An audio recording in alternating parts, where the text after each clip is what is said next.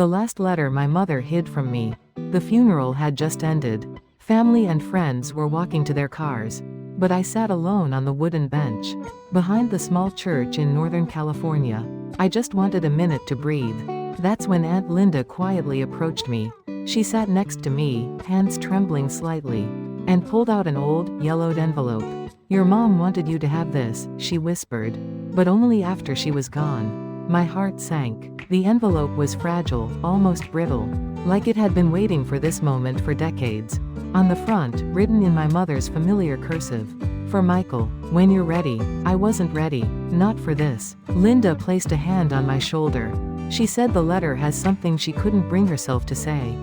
She hoped that someday, you'd understand. Something she couldn't say? My mother was never the type to hide things. She was blunt, sometimes too much so. Honest. Direct. The kind of mother who told you if your haircut was awful. Or if you were dating the wrong person. So what could she possibly have kept from me? I stared at the envelope the entire ride home. Once I walked into my apartment, I locked the door behind me, sat on the couch, and slowly opened it. Inside was a single letter written in my mother's handwriting, and the very first line made my chest tighten. "If you're reading this, Michael, I'm so sorry you had to find out this way." Find out what? I kept reading, heart pounding. "Before you were born, there's something about our family that I never told you."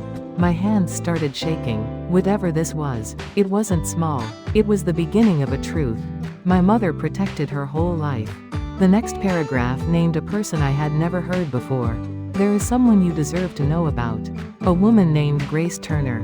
Grace Turner? Not a relative, not a family friend, no one Mom ever mentioned. I kept reading. "Without Grace, you wouldn't be here today." I froze. My mother explained that long before I was born, she lived alone in Nevada, barely 20, working multiple part-time jobs, struggling to eat. Then came the part that felt like someone had punched me in the chest. "Your biological father left before you were born." I put the letter down and just stared at the wall. I always thought Dad was my biological father. Mom never once hinted otherwise. But the letter continued. "I didn't want the circumstances of your birth to define who you became. So I stayed silent." Suddenly, her eyes in old photos looked different to me. The exhaustion, the loneliness, the determination. Then I reached the section that changed everything. When I was 8 months pregnant, I collapsed on a snowy night behind a small diner. I hadn't eaten in 2 days.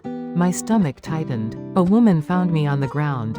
Her name was Grace. Grace took Mom into her home, fed her, gave her a warm bed, made sure she got medical care, stayed by her side. She didn't know me, but she chose to save me anyway.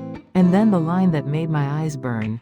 "Because she saved me, she saved you, that was why." Michael, your middle name, Grayson, was named after her. I had gone my entire life without knowing the truth behind my own name.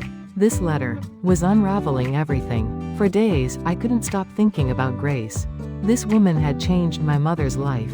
And mine. And I didn't even know she existed. Mom's letter ended with a half-faded address. Grace's last known address, Redwood, Oregon. So I drove 12 hours through winding forests, rain hitting the windshield in steady taps. The further north I went, the heavier the air felt. When I reached the address, I found a small house surrounded by tall cedar trees. Old, quiet, peaceful. I stepped out of the car and walked to the porch, my hands sweating. The door opened before I knocked. A woman in her late 70s stood there, silver hair pulled back loosely, deep wrinkles around kind eyes. "Yes?" she asked softly. My voice nearly cracked. "Are you Grace Turner?" She narrowed her eyes just a little, studying my face. You look familiar." Her voice trembled. "You have Anna's eyes." The moment she said my mother's name, I felt my chest cave in. I held up the letter. "My mom wrote about you. I'm her son." Grace's hand flew to her mouth. "Oh my God. Anna's boy." She opened the door wide. "Come in, sweetheart. I've waited years for this." Grace's home was warm and filled with old photographs. A life captured in small frames. She poured tea and sat across from me at a wooden table. "Your mother," Grace began, voice shaking slightly. "She was the bravest woman I ever met." Then she told me everything. The night she found my mom, was freezing, snow falling so hard she could barely see. Then she spotted a young woman, collapsed beside the dumpster behind a diner. She kept saying, "I'm fine, I'm fine." But she wasn't. She could barely speak. Grace called a doctor friend, got mom help, and let her recover in her guest room. She cried a lot, not because she was weak, because she thought she had ruined her life. Grace looked me straight in the eyes. "But she never gave up on you." "Not for a moment." I swallowed hard. Grace then stood up and went to a small cabinet. She returned with a little tin box. "Your mother left this with me. She told me to give it to you, if you ever found me." My hands shook as I opened it. Inside were a picture of mom at 20, smiling shyly, my ultrasound photo, a bus ticket to California dated the year I was born, and a tiny handwritten note. "If my son finds this, tell him I fought for him." Grace whispered, "She loved you before she ever met you." I closed my eyes. My mother, alone, scared, but determined, fought through everything to give me a life. Grace reached out and held my hand. "You were her miracle, Michael." I cried, right there in that little kitchen in Oregon. When I got back to my car, I opened mom's letter again. There was a final paragraph I hadn't been able to read earlier. "Michael, I hid this part of my past. Not because I was ashamed, but because I wanted you to grow without the weight I carried." My throat tightened. I wanted you to know me as the mother I became, not the scared girl I once was. And then, her last message.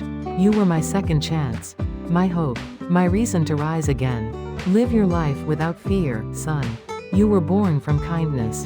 Carry that forward." I folded the letter carefully and pressed it to my chest. Mom wasn't hiding a shameful secret. She was hiding a painful past, so I could live freely.